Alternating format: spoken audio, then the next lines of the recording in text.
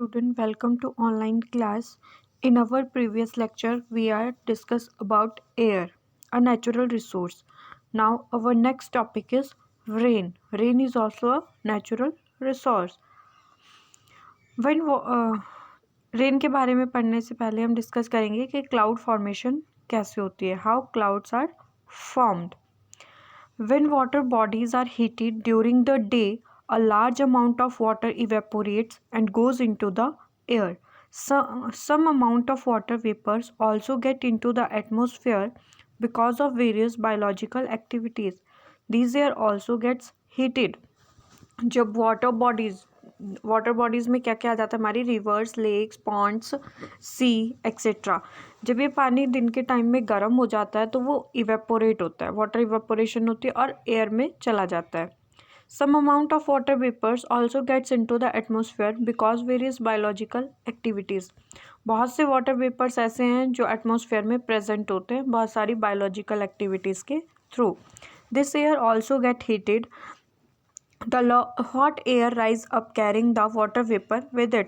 ये जो एयर होती है एटमॉस्फेयर की, ये कैसी होती है, गर्म होती है और गर्म एयर जो है अपने साथ वाटर वेपर्स को लेके ऊपर की तरफ उठती रहती है. As the air rise it expands and cool. जैसे जैसे ये हाइट में जाती रहती है तो ठंडी हो जाती है. क्लाउड फॉर्मेशन के बारे में आपने क्लास 6 में भी पढ़ा है, आपको याद होगा. This cooling caused the water vapors in the air to condense in the form of teeny droplets. जैसे जैसे हवा ठंडी होती जाएगी तो वो जो वाटर वेपर होंगे वो कंडेंस होना शुरू हो जाएंगे और छोटे छोटे वाटर ड्रॉपलेट्स के फॉर्म में आ जाएंगे. This condensation of water is facilitated if some particles could act as the nucleus of these drops to form around. जैसे जैसे ये कंडेंस होते जाएंगे तो कुछ एक जो वाटर ड्रॉपलेट के पार्टिकल होंगे वो एज अ न्यूक्लियस फॉर्मेशन करेंगे. Normally dust and other suspended particle in the air perform this function. और जो डस्ट वगैरह के पार्टिकल होंगे वो इसके बाहर सस्पेंड करते हैं. Once the water droplets are found they grow bigger by the condensation of these water droplets. When the drops have grown big and heavy, they fall down in the form of rain. और जैसे जैसे ये condense होके बहुत ज़्यादा condense होके water droplets बहुत heavy हो जाते हैं. जब तक तो ये बहुत हल्के होते हैं, लाइट वेट के होते हैं, तो ये एटमॉस्फेयर में फ्लोट करते हैं. लेकिन जैसे ये बहुत हैवी हो जाते हैं तो ये रेन की फॉर्मेशन में गिर जाते हैं धरती पे, हमारी अर्थ पे. Sometimes when the temperature of air is low enough precipitation may occurs in the form of snow, still or hail. कई बार क्या होता है, जो हमारा एटमॉस्फेयर का जो टेम्परेचर होता है एयर का वो बहुत ज़्यादा लो होता है. ऐसी कंडीशन में क्या होता है, जो ये वाटर ड्रॉपलेट्स होते हैं जो बहुत ज़्यादा लो टेम्परेचर होता है तो ये स्नो की फॉर्म में या फिर स्लिट यानी कि ओले जिसको हम बोलते हैं, स्लिट और हिल ओले, उसकी फॉर्मेशन में गिर पड़ते हैं. कई बार क्या होता है, नॉर्मल बारिश होती है और हिल एरियाज़ पे ज़्यादातर स्नोफॉल होता है, ओले गिरते हैं. ये सब किसकी वजह से होता है, जब एटमॉस्फेयर का टेम्परेचर बहुत ज़्यादा लो होता है. Rainfall patterns are decide by the prevailing wind pattern. In large part of India, rain are mostly brought by the southwest or northeast monsoon. We have also heard weather reports that say depression on the Bay of Bengal have caused rain in some areas. Rainfall का जो pattern होता है कि किस type की बारिश होनी, कितनी बारिश होनी, इसका जो पैटर्न है वो किस बेस पे बनाया जाता है, विंड के बेस पे, कि एयर जो है वो किस तरह से फ्लोट कर रही है. नेक्स्ट आता है हमारा air pollution. We keep hearing of the increasing level of oxides of nitrogen and sulphur in news.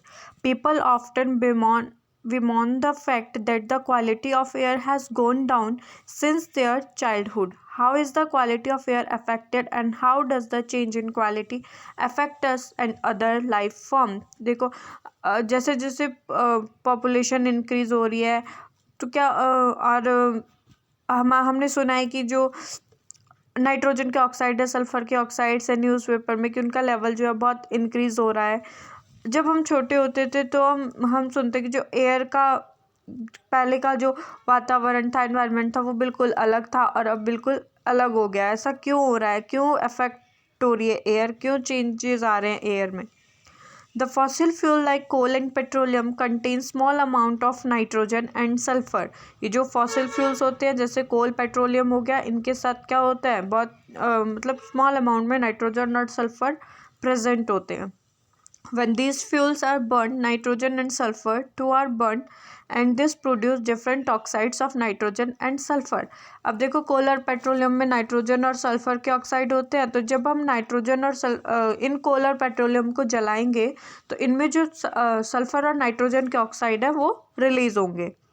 Not only is the inhalation of these gases dangerous, they also dissolve in rain to give rise to acid rain। जब ये oxide release होंगे तो obvious सी बात है हमारे environment में जाएंगे, हमारे एयर के साथ मिक्स होंगे, हम उस एयर में सांस ले रहे हैं, सिर्फ वही तो ये हमारे सांस के थ्रू हमारे अंदर जा रहे हैं। सिर्फ इसीलिए डेंजरस नहीं है, बल्कि ये जब एटमॉस्फेयर में जाएंगे तो वाटर वेपर के साथ मिक्स हो जाएंगे और एसिड रेन कॉज करेंगे। The combustion of fossil fuels also increase the amount of suspended particle in air. These suspended particles could be unburnt carbon particle or substance called hydrocarbon। और जब combustion होता है fossil fuel का तो क्या होता है, ये एयर में कार्बन के पार्टिकल, अनबर्न कार्बन पार्टिकल जो कम्प्लीटली बर्न नहीं हो पाते, कम्प्लीटली नहीं जल पाते, उनको भी लेके चलते हैं ये एयर में। उन सब्सटेंस को हम क्या बोलते हैं, hydrocarbon. The presence of high levels of this pollutants cause visibility to be lowered, especially in cold weather when water also condenses out of air. This is known as smog and is visible indication of air pollution। ये जो unburn carbon particle होते हैं, hydrocarbon particle होते हैं, ये क्या cause करते हैं, विजिबिलिटी टू लोअर, मतलब विजिबिलिटी को लोअर कर देते हैं, जिससे स्मोक वगैरह होती है। स्मोक जिसको हम धुंध बोलते हैं, उसमें क्या, धुंध भी क्या है, एक एयर पॉल्यूशन है। इसमें भी क्या होता है, हमें कुछ भी नहीं दिखाई देता आमने सामने से, देखने में बहुत ज़्यादा प्रॉब्लम आ जाती है। Studies have showed that regularly breathing air that contains any of these substances increase the incidence of allergies, cancer and heart disease। इस सबसे क्या होता है, जो भी अगर हम ऐसी पॉल्यूटेड एयर में सांस लेते हैं तो बहुत सी प्रॉब्लम हमें आ जाती है ब्रीदिंग से रिलेटेड। और अगर पॉल्यूशन वाला हमारा एरिया है तो उससे हमें डिफरेंट टाइप की एलर्जीज भी हो सकती है, कैंसर हो जाते हैं, हार्ट डिजीज हो जाती है। An increase in the content of this harmful substance in air is called air pollution। जब harmful substance जिससे हमारे को नुकसान है वो एयर में फैल जाएंगे तो वो क्या करेंगे, एयर पॉल्यूशन को कॉज करेंगे। नेक्स्ट आता है हमारा वाटर, वाटर, लिक्विड। सारे हम नेचुरल रिसोर्सेज के बारे में पढ़ रहे हैं, एयर, वाटर, रेन, ये सब हमारे नेचुरल रिसोर्स है। Water occupy very large area of the earth's surface and is also found underground. Some amount of water exists in the form of water vapor in the atmosphere। देखो water ने, पानी ने क्या कर रखा है, बहुत ज़्यादा एरिया हमारी अर्थ का कवर कर रखा है। इसमें क्या है, हमारा जो अबव द ग्राउंड भी है वाटर और अंडरग्राउंड भी। Most of the water on earth surface is found in sea and oceans and is saline. सबसे ज़्यादा पानी अर्थ सरफेस पे कहाँ मिलता है, समुंदर में और महासागर में, सीज और ओशियन में। लेकिन ये पानी कैसा है, सलाइन है, खारा पानी है, नमक वाला। Fresh water is found frozen in the ice caps at the two poles and on snow covered mountains. और जो फ्रेश वाटर है वो कहाँ पे प्रेजेंट है, फ्रोजन में, आइस कैप्स में, टू पोल्स में, और स्नो जो माउंटेन्स है हमारे जिसके ऊपर जो बर्फ़ से कवर्ड है। The underground waters and the water in river, lake and pond is also fresh water। इसके अलावा जो अंडरग्राउंड वाटर है हमारा, हमारी रिवर्स का वाटर है, लेक का वाटर है, वो सारा भी क्या है, हमारा fresh water. However, the availability of fresh water varies from place to place, particularly every summer most places have to face a shortage of water। देखो क्या होता है, फ्रेश वाटर हर जगह पे हमें मिलता है, तो इस वजह से क्या होता है, हर समर्स के टाइम पे, कई बार क्या होता है गर्मियों के टाइम पे बहुत जगह पे वाटर शॉर्टेज लोगों को फेस करना पड़ता है, पानी की कमी लोगों को फेस करनी पड़ती है। And in rural areas where water supply system have not been installed, but people are forced to spend considerable amount of time to fetching water from far away sources. जब बहुत ज़्यादा वाटर की shortage हो जाती है कई जगह पे लोगों को, तो लोग क्या करते हैं, बहुत दूर दूर से पानी को ढो के लेकर आते हैं. But why is water so necessary and do all organism require water. अब हमने देखना है कि वाटर क्यों ज़रूरी है सबके लिए, क्यों सभी ऑर्गेनिज्म जो है वाटर रिक्वायर करते हैं, वाटर की सबको ज़रूरत होती है. All cellular process takes place in a water medium. All the reactions that takes place within our body and within the cells occurs between substance that are dissolved in water. हमारी जो cellular activity होती है, हमारे sales की activity होती है,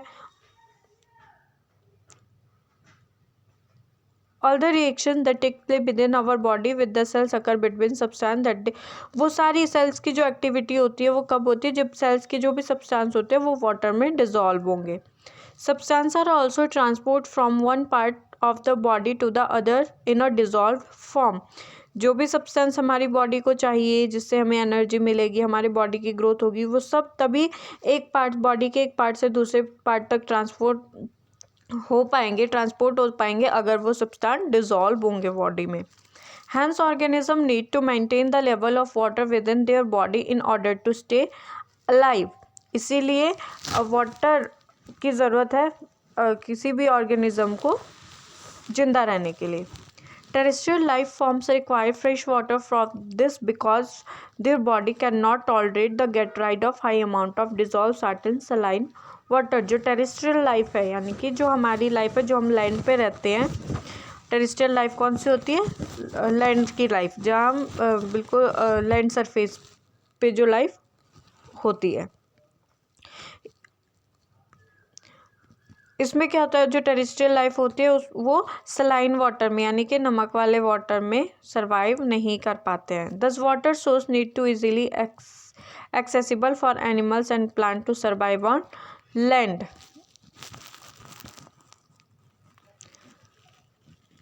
After completing the result of the above two activity, think of there if any relation between the amount of available water and number of variety plants and animal that can live in a given area. If there is a relationship, where do you think you would find a greater variety and abundance of life in a region where receive 5 centimeter of rainfall in year, or a region that receive 200 centimeter of air in a rainfall in a year?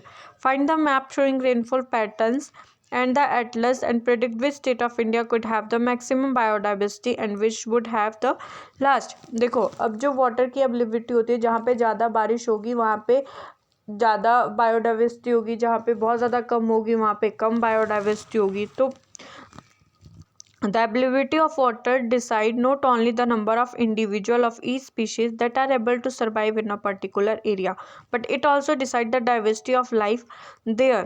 Water की जो availability होती है कि किस जगह पे कितना पानी है, वो सिर्फ यही डिसाइड नहीं करता है कि कितनी स्पीशीज उस एरिया में रहती है, वो डिसाइड करती है उस डाइवर्सिटी की लाइफ को भी.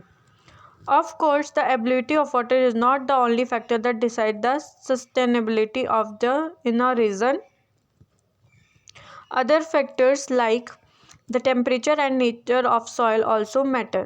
वाटर के अलावा उस जगह का टेम्परेचर कैसा है, नेचर कैसा है सॉइल का, वो भी मैटर करता है किसी लाइफ को सरवाइव करने के लिए. But water is one of the major resource which determine life on land. लेकिन वाटर एक ऐसा बहुत बड़ा रिसोर्स है जो लैंड के ऊपर लाइफ को डिटरमाइन करता है. अब आता है हमारा वाटर पॉल्यूशन. वाटर पॉल्यूशन क्या होता है? देखो, जैसे एयर पॉल्यूशन होता है, तो एयर पॉल्यूशन में क्या आता है, जो हार्मफुल सब्सटेंस एयर में प्रेजेंट होते हैं, एयर में मिक्सअप हो जाते हैं, जो हमारे लिए डेंजरस होते हैं, वो क्या करते हैं, एयर पॉल्यूशन कॉज करते हैं. वैसे ही वाटर पॉल्यूशन, इसको मैं डिटेल में नहीं पढ़ाऊँगी क्योंकि आपने पढ़ रखा है बचपन से, छोटी क्लासेस से आप पढ़ते हो पॉल्यूशंस के बारे में.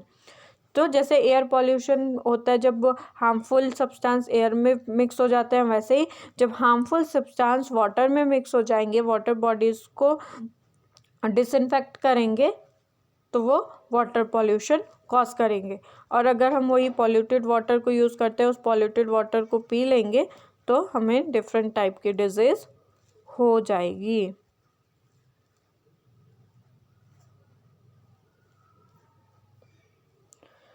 Our next topic is minerals and soil.